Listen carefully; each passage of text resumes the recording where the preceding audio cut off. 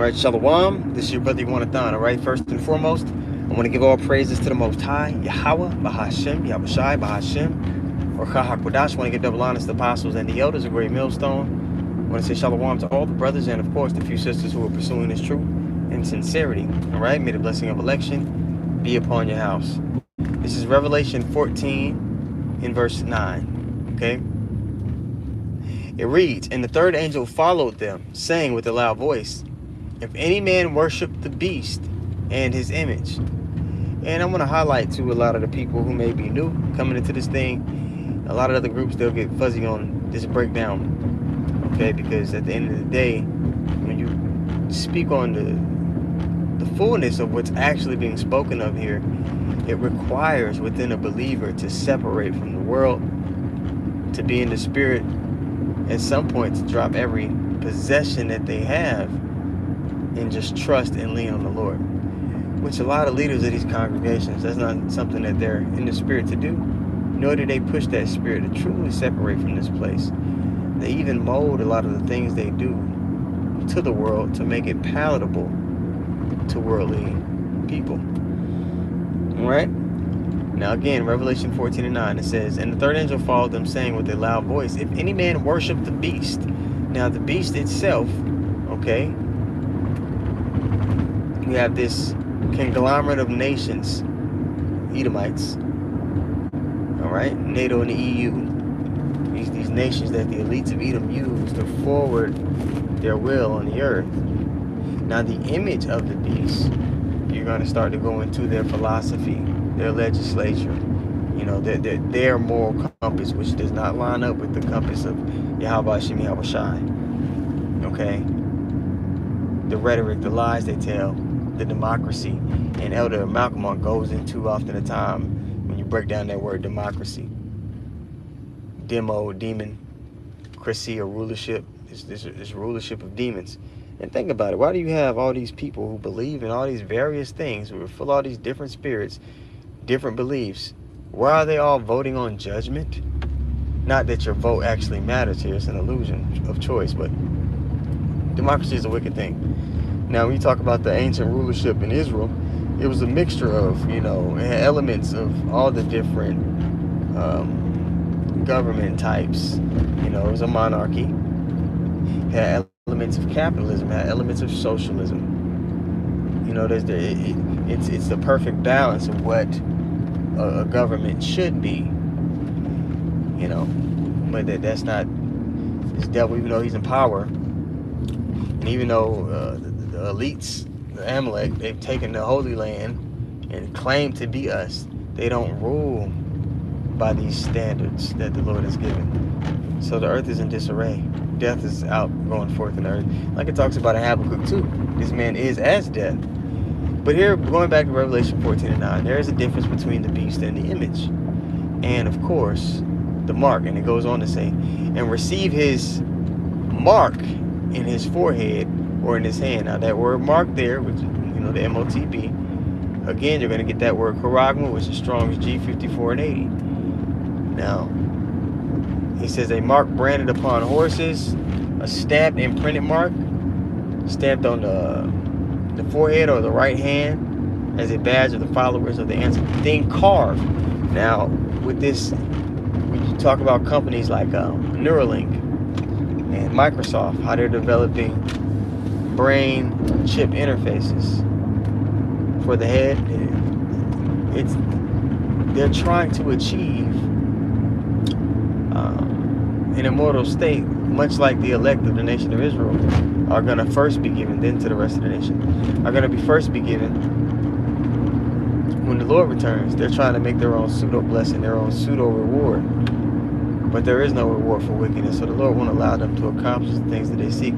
But they're going to basically require for everyone in society to be able to function in society that you're going to have to receive that microchip, whether it be in your head, in your forehead, your damn foot, butt cheek, wherever. They're going to require for you to take this chip, this mark. And the thing about it is, once you do that, you now giving dominion of yourself over to this man instead of the Lord. Many people are going to do it because they only believe in what they can see. They have no spiritual sight, and they haven't been endowed with the gift of faith. So they're going to fold when this time comes, and it's coming. This devil's getting ready to put the squeeze on everybody. And the only way that you're going to be able to weather the storm is that the Lord be with you. All right? Now let's read this all the way through, and then we're going to get to verse 15. It says, and the third angel followed them, saying with a loud voice, if any man worship the beast and his image, now we know the difference between those, and receive his mark in his forehead or his hand, the same shall drink of the wine of the wrath of God. Because when the Lord returns, he's coming to dismantle and to destroy this kingdom and set up a righteous one. But there are going to be many that perish upon the destruction of this kingdom. The Lord's not coming back to give out candy and hugs. Okay?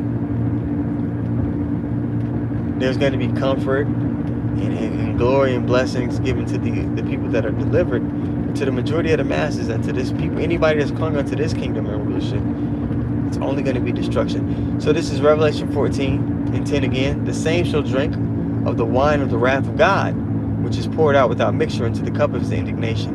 And indignation in the Greek here is orge. All right? It says anger, the natural disposition, temper, and this is Strong's G3709. Anger, wrath, indignation, movement or agitation of the soul. And hey, thing about being a believer is if you're truly about what the Lord is about, you're going to be sighing and crying for the abominations being done in the midst of, like it talks about in Ezekiel 94. But your soul is going to be aching here for all the wickedness that you're surrounded by. I said this before I even knew the definition of this word years back in South Carolina. I said, man, he was at camp with Elder Menachem Zakbar one day, and I said, if you love the Lord, your soul is going to be aching here. Your spirit is constantly agitated. So how much more so the Most High? All right? Revelation 14 and 10. The same shall drink of the wine of the wrath of God, which is poured out without mixture into the cup of his indignation. And he shall be tormented with fire and brimstone. The nuclear missiles and the chariots are going to be getting busy on this place, which are what people call the UFOs. Fire and brimstone in the presence of the holy angels and in the presence of the Lamb. Okay, Yahawashi. Yahawashi is going to be leading the charge. And I want to see it all, man. I want to be in the chariot watching, the climax scene of the Lord's movie. All right, verse 11. And the smoke of their torment ascended up forever and ever. Meaning it's going to be forever in the minds of the people, because it's going to be something that is a holiday. Remember, there's going to be a new Passover in the kingdom of the deliverance from the north country. I believe it talks about that in Jeremiah, the 15th chapter. Let's go there really quick. Let's go to Jeremiah 15, because it talks about how there's going to be a new Passover celebrated. And when this new rulership is set up, all the nations are going to know about our deliverance. It's constantly going to be taught. The same way you have a curriculum in, these Edomite schools. The children of the nations, everybody's going to know about our deliverance from this place. They're going to learn the history. So it's going to be forever burning in the minds, okay, of the people. All right. Let's go to Jeremiah. I want to get that precept I was thinking about, where it talks about our deliverance from the north country should no more be said. Let me see here. Okay. It's Jeremiah 16. Yeah. So it's Jeremiah 16 and 14. It says, therefore, behold, the days come, saith the Lord, that it shall no more be said, the Lord liveth, that brought up the children of Israel out of the land of Egypt. Okay, because our first Passover is in celebration of how the Lord delivered us from bondage in Egypt. All right, verse 15. But the Lord liveth, that brought up the children of Israel from the land of the north. Okay, we're in the land of the north, Babylon the Great. And this is where all 12 tribes are oppressed together. Okay, so this is the place where the dry bones came together, learned that they were Israelites, being a great awakening happened here and went out to all the earth, right? Because you have this doctrine where people are saying this is the Holy Land. Now we're going to be delivered from this north country, and it's going to be burnt with fire, right? How are we going to be delivered and then brought back to this place? The Lord's going to take us out of this land and set us back in the land of Israel. You know, that doctrine is just, you know, Jake's like, you know, we the real Native Americans.